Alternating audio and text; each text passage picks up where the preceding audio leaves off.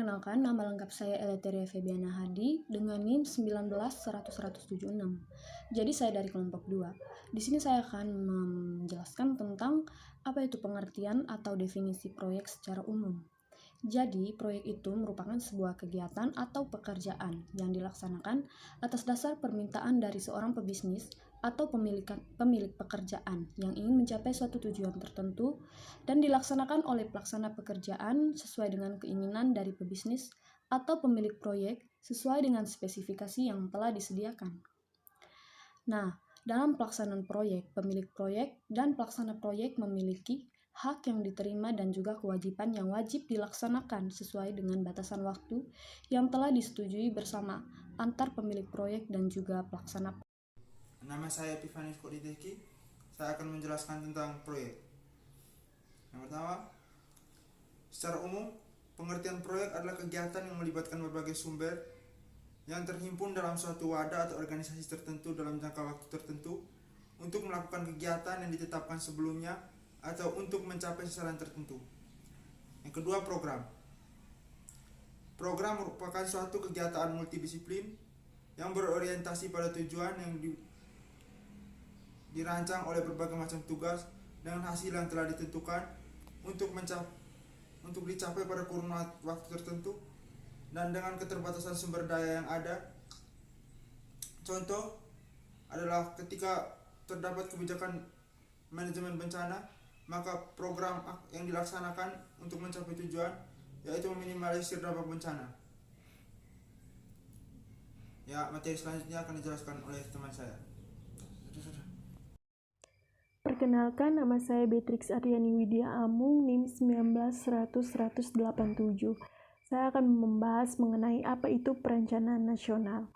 Pertama-tama, apa yang teman-teman ketahui tentang perencanaan?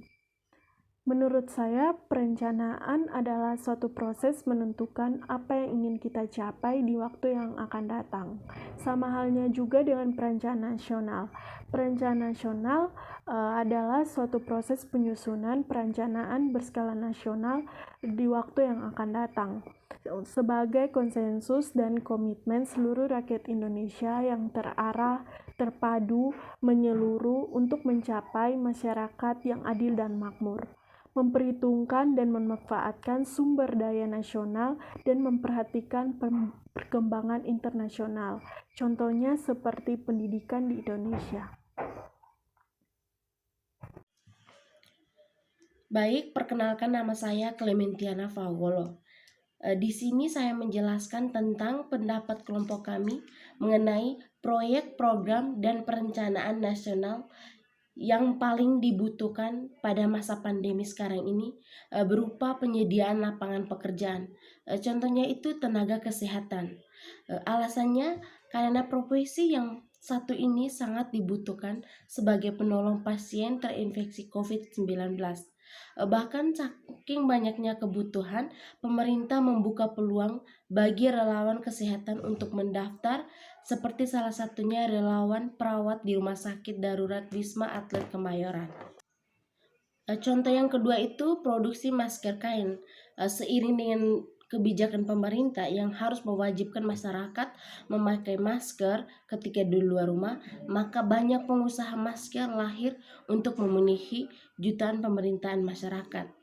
Bagi pencari pekerja yang belum memiliki kualifikasi atau pengalaman kerja di bidangnya dan belum mendapatkan pekerjaan yang diinginkan, maka dapat mencoba keberuntungan untuk memproduksi masker dan menjualnya secara online. Sekian dan terima kasih.